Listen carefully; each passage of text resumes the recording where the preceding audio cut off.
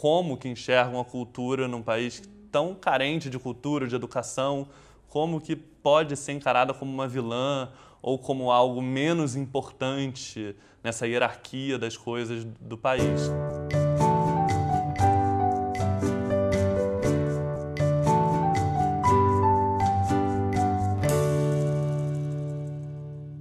Marcelo, primeiramente, muito obrigada por estar aqui no canal. É uma honra te receber. Prazer. Você é uma indicação da Carla. Sim. Então é um prazer, uma honra ter você realmente. Para começar, eu queria que você falasse um pouco da sua trajetória, da sua formação, como é que você se tornou diretor, produtor, né? Então fala um pouco pra gente dessa trajetória. Na verdade eu comecei no cinema como assistente de direção, foram as minhas primeiras experiências assim, e aí também já passei por um pouquinho de cada coisa. Minha vontade é dirigir, né? Já dirigi alguns trabalhos, e para dirigir eu acredito que você tem que passar um pouco, ter um conhecimento de cada etapa, sabe? E então a experiência como assistente de direção também já me deu uma base para isso. E aí depois eu trabalhei com produção de elenco um tempo, hoje em dia estou trabalhando com roteiros de filmes meus, projetos meus e de outras pessoas.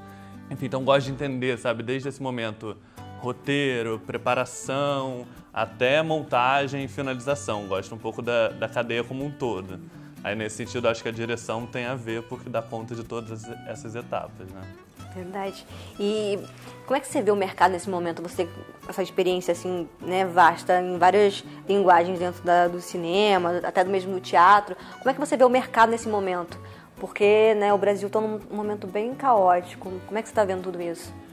Eu vejo com muita preocupação, na verdade, esse momento, porque acho que a gente está colhendo frutos ainda de uma política pública que fez muito efeito, que incentivou muito o cinema, aqueceu muito, então tem filmes nos principais festivais internacionais esse ano, Berlim, Cannes, Roterdã, e a gente está num momento político complexo em relação a isso, da maneira que a cultura e que esse pensamento crítico vem sendo encarado. Então é um pouco preocupante se todo esse processo, né, que vem de anos até aqui, possa ser descontinuado. Então eu vejo com apreensão, ao mesmo tempo que eu fico muito feliz de ainda ver resultados tão expressivos de diretores fazendo filmes tão contundentes que são resultados dessa política pública que ainda existe. E que eu acho que a gente tem que batalhar para ela continuar existindo e continuar evoluindo, porque fazer ela evoluir é muito diferente de enfraquecer tudo que vem sendo feito. Verdade. Fala um pouco sobre o seu longa, seu primeiro longa, Testemunha 4. Sim, na verdade o Testemunha 4 surgiu, ele foi um projeto meio arrojado e corajoso nesse sentido, porque eu não sabia direito o que ele ia virar. Eu filmei em 2009, eu sabia que ia acontecer um processo teatral que ia durar 24 horas. Foi uma apresentação de uma peça chamada O Interrogatório, que aconteceu na Laura Alvim. E aí o meu recorte, o meu olhar para esse processo dessa peça era de acompanhar o processo de uma atriz, que é a Carla Ribas, que indicou, durante 24 horas. Eu queria entender como que seria para um ator passar por esse processo de exaustão, de cansaço e de repetição da peça, porque a peça ela era repetida ciclicamente. O público entrava e saía a hora que quisesse, mas os atores continuavam fazendo, ao longo de 24 horas. Enfim, esse foi o meu recorte, eu filmei durante 28 horas, fiz um recorte espacial desde o momento que ela chegou na Laura Alvim até o final, enfim, depois que ela se desarrumou e foi embora. E ao longo do processo de montagem eu fui descobrindo um pouco quanto o processo da Carla, o processo de uma atriz tendo que dar conta de uma peça como essa, que a temática era o Holocausto, então eram atores revivendo os depoimentos do Tribunal de Frankfurt, então de sobreviventes do campo de Auschwitz. Um conteúdo muito denso, muito barra pesada. E ao longo da montagem eu fui reconhecendo o quanto esse processo de um ator passando por isso era análogo ao próprio processo histórico de como você lida com um tema desse. O quanto você precisa sempre estar retomando com a mesma energia, dando vida àquilo para trazer à tona com a mesma força. Então o desafio para o ator também é o desafio de como a gente encara esses momentos históricos. justamente para eles não serem esquecidos ou apagados. O que acontece com o Holocausto, o que acontece com o nosso momento de ditadura no Brasil, porque começam a ser questionados, então, de alguma maneira, como você retoma o que aconteceu, esses períodos trágicos, com a mesma densidade.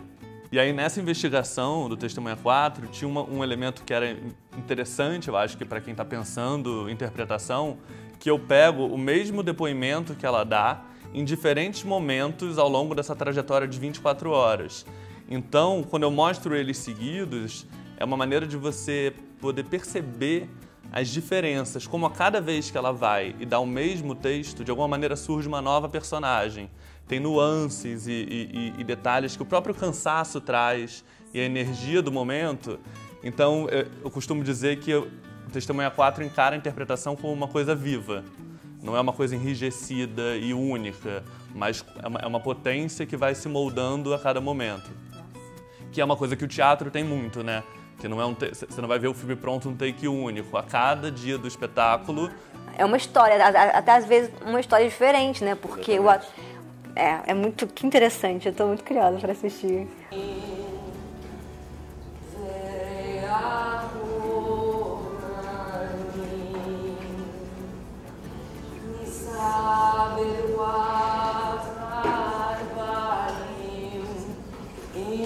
Você, como diretor, como assistente de direção que você foi, o que você pode dar de dica pro ator num set?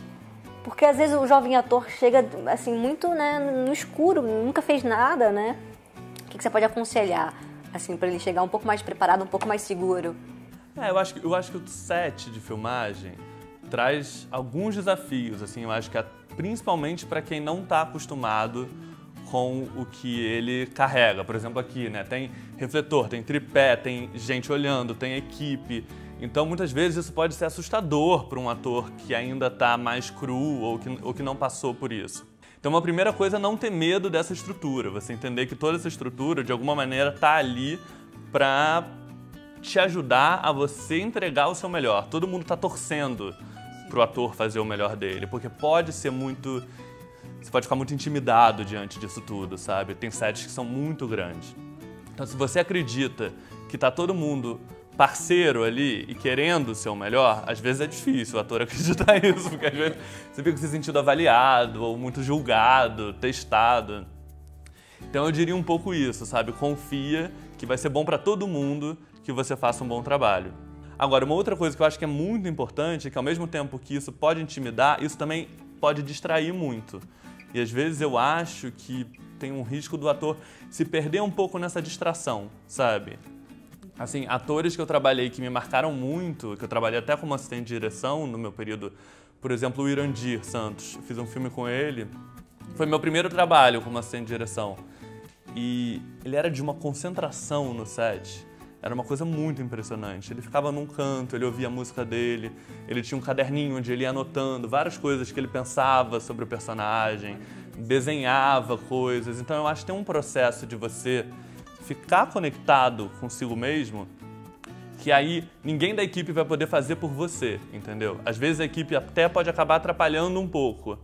Então, pedir, sabe, tomar o seu espaço, pedir para se concentrar, eu acho que isso é super válido, sabe? Fala um pouco agora, você foi diretor assistente do documentário Romance de Formação. Fala um pouco pra gente, é de 2011, né? De 2011. Esse documentário foi dirigido pela Júlia De Simone, ela é minha sócia, junto com a Aline Portugal, de uma produtora que a gente tem, que é a Mirada Filmes.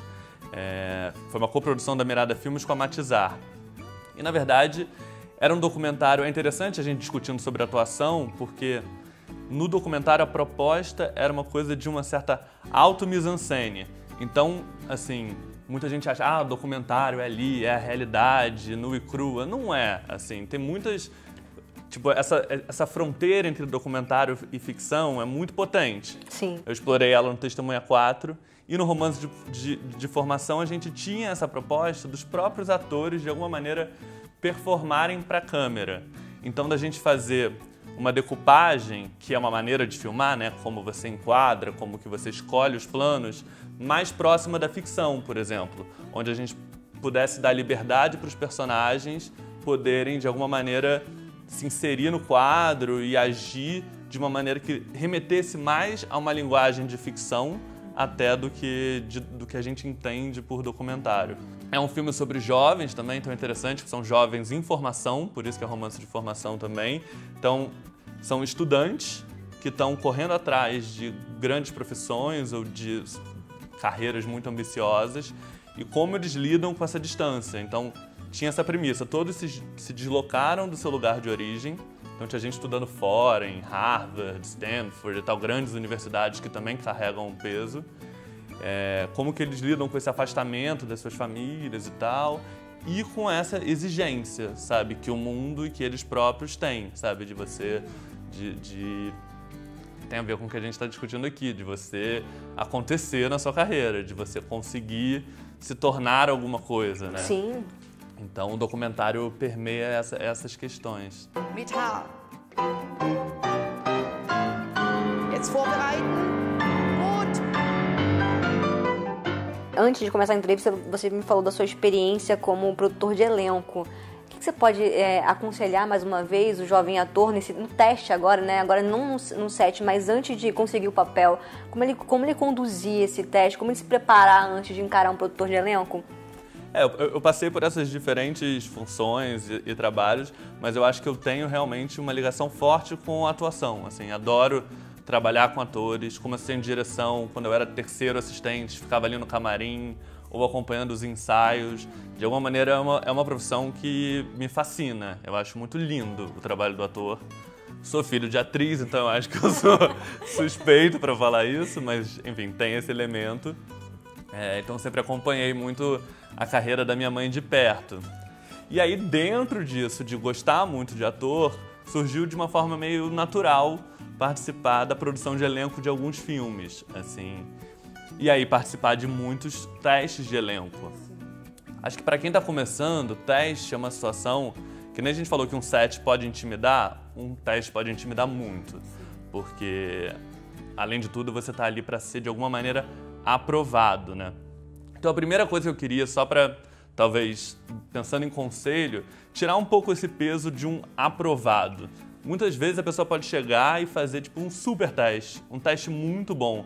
Mas para a escolha, por quebra-cabeça que é montar um elenco de um filme, às vezes pegam outras coisas, que é a reunião desses diferentes atores. Então às vezes pode ser uma semelhança física, pode ser um certo estilo que você quer para o seu filme, então não necessariamente tem a ver com o desempenho que a pessoa teve naquele dia exato. Sim. Então vamos relativizar um pouco também essa aprovação, que eu acho que é um termo muito complicado e só faz pesar mais esse momento. A outra coisa que eu diria sobre teste de elenco é um pouco, às vezes a pessoa também fica tão nervosa antes. Não necessariamente a pessoa que está fazendo o teste vai conseguir aliviar toda essa tensão, a gente até tenta, eu sempre tentei deixar a pessoa confortável, descontrair para tirar essa pressão do momento. Mas às vezes a pessoa fica tão tensa que ela preparou uma coisa em casa e ela se agarra tanto àquilo que ela já preparou que chega na hora ela não consegue nem ouvir que a pessoa está pedindo uma coisa diferente, sabe? Então isso é uma coisa, assim, é uma medida complexa, pode parecer complexa, mas ela é super possível, que é você se preparar tanto a ponto de você conseguir lidar com novidades que possam aparecer no momento. Sim, a questão é não cristalizar ali, né? Porque exatamente. Trabalha tanto aquilo, decora de uma forma tão... decora, né? Tem muito teste que eu também, e se tem um diretor junto, mas a gente também quer ver não só o que o ator preparou, que legal, ele trouxe isso. Eu sempre gosto de ver primeiro o que o ator propõe. Ele propôs isso. E eu sempre vou pedir alguma coisa, muito para entender como que o ator reage à direção, sabe? Então, às vezes, pode até tá legal. Pô, interessante isso que ele trouxe. Se eu pedir um pouco mais nesse caminho, como que ele vai reagir a uma indicação? Então, acho que isso é importante, poder estar aberto às indicações que podem surgir no momento do teste. Até para saber se a pessoa é dirigível, né? Exatamente. Porque tem gente que não acontece, né? Exatamente. Eu acho que isso no teste a gente está tentando entender várias coisas, até porque se esse ator vai ser trabalhado futuramente no filme, você tem que entender como que o diretor vai poder conduzi-lo depois, assim. Então, improviso funciona com esse ator, legal. Com texto decorado talvez ele não vá tão bem. Então o teste também é um reconhecimento de onde estão as ferramentas, as facilidades e talvez algumas travas do ator que está ali. Mas me surgiu uma curiosidade agora, porque está num momento agora da era digital, né? E eu, como uma jovem atriz, como uma atriz que faz teste, eu tenho recebido muitos testes. Self-tape. Você quer falar um pouco disso? Porque não tem mais ali a pessoa te avaliando ali. Obviamente, você faz na sua casa, mas ainda assim é muito difícil. Né? Porque você não tem uma orientação, assim, você tem um textinho que eles te mandam, uma descrição ali do que mais ou menos eles querem, mas... Eu nunca fiz teste com self-tape. Até agora talvez comece um processo de um filme que a gente estava cogitando isso mais por uma questão de território, para não ter que viajar e nem fazer ninguém viajar. Mas eu acho self-tape super complexo, assim, porque realmente você perde essa troca e você perde essa direção.